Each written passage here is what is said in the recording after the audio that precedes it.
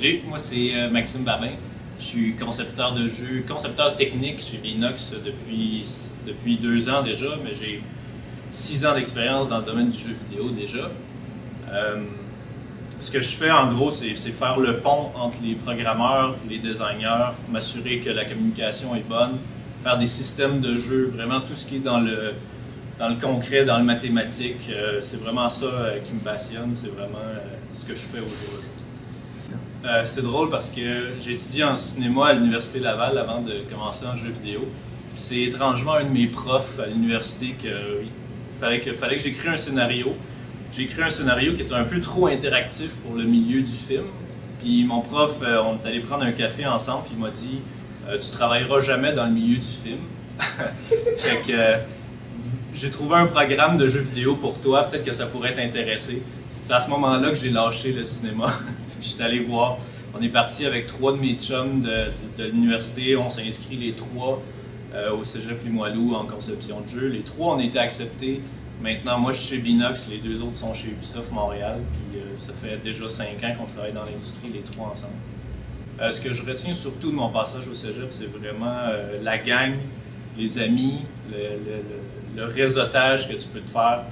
Les profs qui deviennent aussi, en premier ton prof, en deuxième ton ami, en troisième ton boss probablement. C'est vraiment tout ce qui te permet de connaître le milieu du jeu à Québec. C'est une petite famille, puis en même temps ça te permet de mettre ton pied dans un monde qui est vraiment particulier, puis qui est vraiment restreint à Québec, puis c'est un monde qui est vraiment le fun à vivre. Mais la force du programme de conception, je pense que c'est vraiment la passion que les profs ont envers le milieu, le fait qu'ils ont toutes de l'expérience dans le domaine, qu'ils vont t'amener des anecdotes concrètes sur comment eux ils travaillent, comment eux ils ont progressé dans le milieu, puis comment toi tu pourrais probablement faire ton chemin en gardant ta propre personnalité, en gardant tes propres intérêts.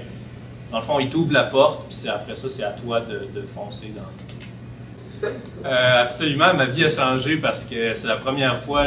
J'ai toujours eu des jobs qu'on appelait des jobs, justement. C'est la première fois que je peux appeler ma vie un travail. C'est quelque chose de stable, c'est quelque chose que j'ai le goût de faire quand je me lève le matin. Je suis content d'aller travailler, puis c'est quelque chose que je sais que tant et aussi longtemps que je vais avoir envie de faire ce travail-là, il va y avoir une place pour moi. Puis c'est vraiment la différence entre l'instabilité, la stabilité, puis le plaisir de travailler versus travailler pour gagner sa vie, tout simplement.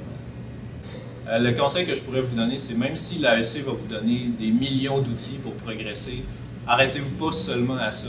Poussez plus loin, allez chercher vous-même votre information, soyez passionné, parce que vous arrivez dans un milieu où tout le monde est passionné. Puis il va falloir que vous fassiez votre place, puis seul vous, vous pouvoir faire votre place.